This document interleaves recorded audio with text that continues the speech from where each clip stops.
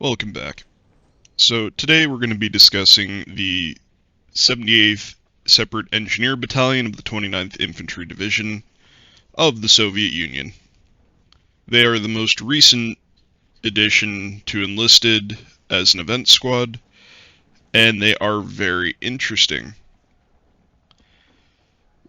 They are the USSR's assault engineers, and per their description, they were formed in December of 1941 as the 459th Infantry Division. In July of 42, they were transferred to Stalingrad. In the fall of 42, they took part in battles near Stalingrad. So, if you've kept up with what we discussed with the German event squad, these guys pretty much follow the same format. They are an event squad. They come with fully upgraded, quote-unquote assault rifles. In this case, they come with Fedorov automats. They can swap them out for AS-44 Model 5s, but other than that, they're restricted to the same weapons that you can put on any other engineer at any other BR in the tech tree of the Soviet Union. So, in the case of mine, I left the Fedorovs on them. I gave them Tokarev pistols. They came with large backpacks, which I left on them, at least for now. They have 4 med kits, an explosive pack. They all came with explosive packs. I gave them all flasks, and I gave them all AP mines, and they came with shovels. Now, they're just like the German variant. They are Engineer 2s, they can build all the bells and whistles, all the fun little toys, so that does make them very useful, even if you play down. So, all things considered, I think they're a pretty good event squad.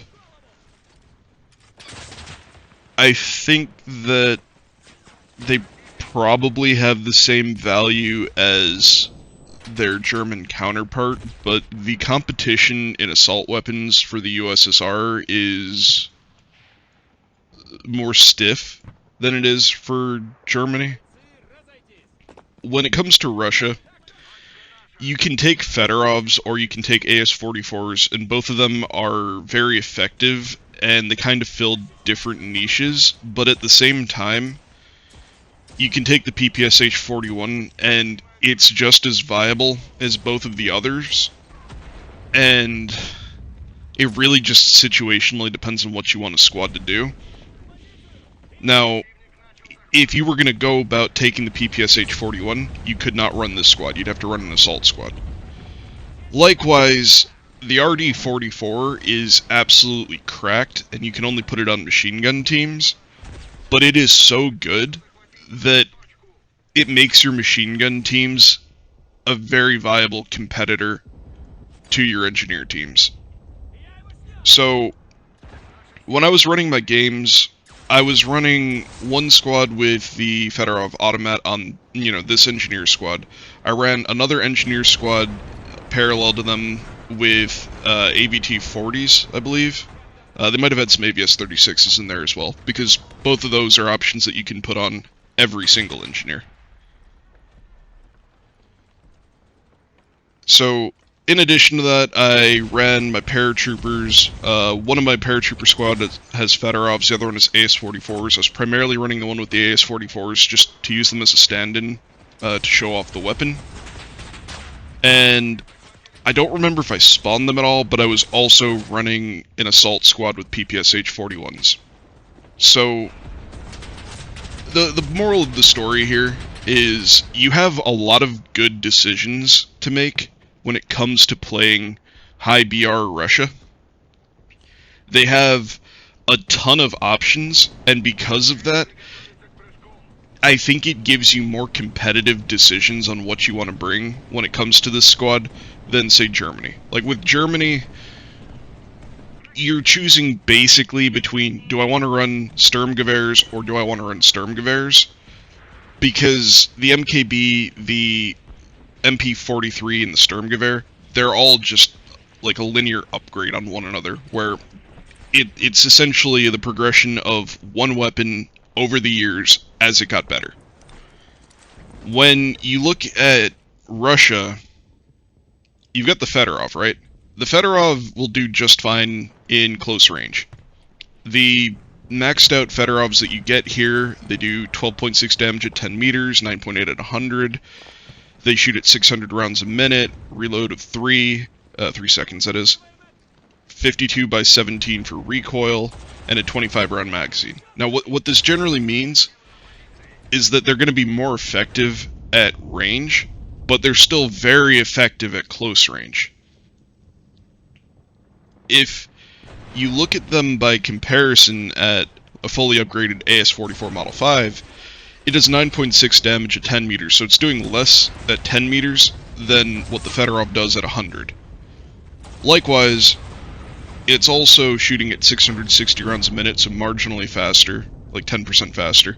It reloads 2.7 seconds, so smidge faster, and its recoil's 35.9, so it's a very stable platform. That's really the draw to it, is that it is an extremely stable platform. And by comparison, if you want like the all-purpose, general, jack-of-all-trades, the AS-44 Model 5 is your gun. It is my go-to, but I love the Fedorov. So I run them in tandem. I'll run, like for every squad that I run AS-44s on, I have a second squad that I run Fedorovs on. And if you drop me into a game and you blocked out all of one or all of the other, I really would not miss the other one. They're both really good, and in most situations you can use them interchangeably. It's just they have a slight focus in one direction or the other. So the Fedorov is going to be less controllable. It's still going to do well at close range. You can still hip fire it and clear a room, no problem. It has a few less rounds, but when you do need to hit somebody at range, you can throw it on semi or you can tap fire it, and you can absolutely blow people away at range because it's doing similar damage to what the semi-auto rifles do. Likewise, if that's not your concern, and you just want to run through and mow everybody down, you're fighting in the mid-range, building to building primarily, the AS-44 might be your go-to. It's so stable that you can more or less just point it at the enemy and it's going to do its job. And then on top of that, it has the added benefit that it has a bayonet, and your AI will be able to take so much advantage of that. Every time somebody walks into arm's range, they're going to poke them, and that's going to be it. Because, like, the AI, if there's anything in the game that they're good at, and there are many things that they are abysmally bad at, the one thing that they do better than anybody, any player, is melee people. And if you give them bayonets, it's basically just an instant death to anybody who gets within bayonet range of them. So, hopefully that's kind of made a case for each of those two, if you're choosing between them. But that's just if you're running this squad. And to be fair, the squad does actually have some other benefits. They do take reduced damage because they have these armored plates that they wear, which is a benefit, but I feel like I notice it a lot less than I notice the head armor on the other fellas. And I honestly thought it was going to be the other way around. Like, you do hear rounds hitting them, because it makes like a thunking sound. You know, like, it's a metal plate that's getting shot. You'll know it when you hear it. I'm sure that it did save me a few times. I just felt like I noticed it more when I was playing as the Germans. Now, comparing this to other squads, if you look at another engineer squad side by side with it, they're going to be competitive but different. So, with your average engineer squad, you're going to get a choice of specialists, so you can throw on like a medic, an AT soldier, sometimes you can get 2 AT soldiers, sometimes you can get an assaulter or a radio operator, whatever, right? You can also just run 6 engineers, and it really comes down to your personal preference. The limiting factor, though, is that you're only going to be able to use AVTs or AVSs, and while they're good, they both only hold 15 rounds, and they can be pretty high recoil, so it can make them temperamental to use at times. They're not to say that they're bad weapons by any stretch. I mean, I use them on all of my normal engineers and riflemen and AT soldiers that I put into normal squads. So they are good functioning weapons. But if I have to choose between having 25 rounds and doing 12 point whatever damage on the Fedorov, well, the SVT-40 is doing very similar damage. Now, if you fully upgrade it, it'll do a little bit more. And the AKT, or not the AKT, the AVS is going to just do more all the time. So that is an option. Like, if you were always going to be playing around the longer range game, this might be a reason to use one of these other engineer squads. But I feel like at BR5, even though you're gaining specialists with these guys, I feel like the engineers, because they can build everything that they need, make up for that.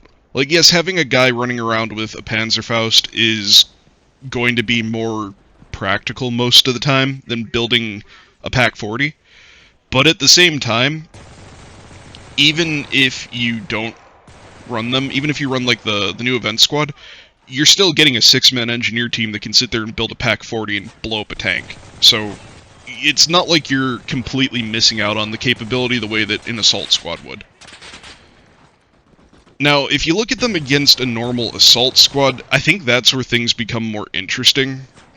So, you're getting 6 guys that can all use assault rifles. In a normal assault squad, you can theoretically put 5 in that are using assault rifles or PPSHs or whatever, but you can also put in a machine gunner, and that kind of evens out the numbers, and you can put an engineer in there. But in that case, yeah, you've got one more guy, yes, you've got an engineer. Theoretically, you've got more firepower, but you're also missing the AT potential. If you wanted the AT potential, you'd have to give up one of those assault weapons or the machine gun, depending on the format for the given squad. So, I think in most cases, as long as you specifically want to use assault rifles, it makes them every bit as viable as running a tech tree assault squad. Whether or not you want to replace a tech tree assault squad or you want to run these guys, at that point really just becomes personal preference. You're really just giving up one guy and whatever that one guy brings. So it's up to you. Now, if you're going to look at them against PPSHs, the PPSH is probably the most valuable reason as to why you would bring an assault squad over these guys. Because if what you want is specifically an assault squad that's like a shock assault squad, think like stereotypical Russian shock assault troops that ride on tanks, that like the Desantniki, that jump off and protect them and storm into the trenches and storm into the buildings, if that's what you're looking for, you need an assault squad, because the PPSH just does that job better. And it's because it has almost unmatched fire rate, it has a 71 round drum mag. If you're trying to just street sweep through the corridors of a building and just wipe everything out in there, you can do it with the assault rifles. But the PPSH is like the unmatched king of this. So, if you're looking for a reason not to run them, that's probably your best reason not to run them. Otherwise, I think that they're a very viable squad. I think that they're very useful. If you play them down, it's the same as playing as Germany. You have the added benefit that if you play them down, the Winchester rifle is fantastic. But, you know, you run into the same conundrum of running them against a normal engineer squad. So, the benefit to these guys is that you don't have to level them up, you don't have to unlock any upgrades for them, they already have everything, you just need to put weapons on them. Whereas your normal tech tree engineer squad, like if you're a new player, you unlock your tech tree squad and you're thinking maybe I should run this instead. If you run the tech tree squad, you're going to have to unlock the upgrades, it's going to take some time. So you're going to start small, eventually you'll add all your engineers, all your specialists. At that point, it might be a better squad, just because you can put your assaulter on there, or you can put on your AT soldier. And At BR2, where you have the same weapons and you're not using an assault rifle or an SMG over the normal equivalent rifles that an engineer squad can take, they might have value. But I also think that not having to go through the whole process to upgrade them, and the fact that they're rank 2 engineers, like engineer 2s, and they can build engineer 2 equipment, makes them very valuable, even though they can only use the same rifles as every other rifleman and engineer at that BR. So, and also on top of that, I should mention again, they have their body armor, so they're more likely to survive. So, taking all of that into consideration, they do get my seal of approval. I think this event has actually been really well run. I think that the rewards for this have been fantastic. Getting the Engineer's Hammer for all the nations is really cool. I like the cosmetic. Getting gold rifle orders, or gold gun orders, gold soldier orders, and gold vehicle orders, it's awesome. I really appreciate that there was added value for me to come in here and actually grind out this event. I think the squads are much better than the last two events. Like, whether it's German or Russian, I think these squads are significantly more valuable than the assault squads that they offered us around New Year's. And I think that they are so much better than the APC squads. The APC squads not mirroring their tech tree counterparts is such a miss to me. Regardless, these guys get my seal of approval. I like them. I'll probably use them at low BR.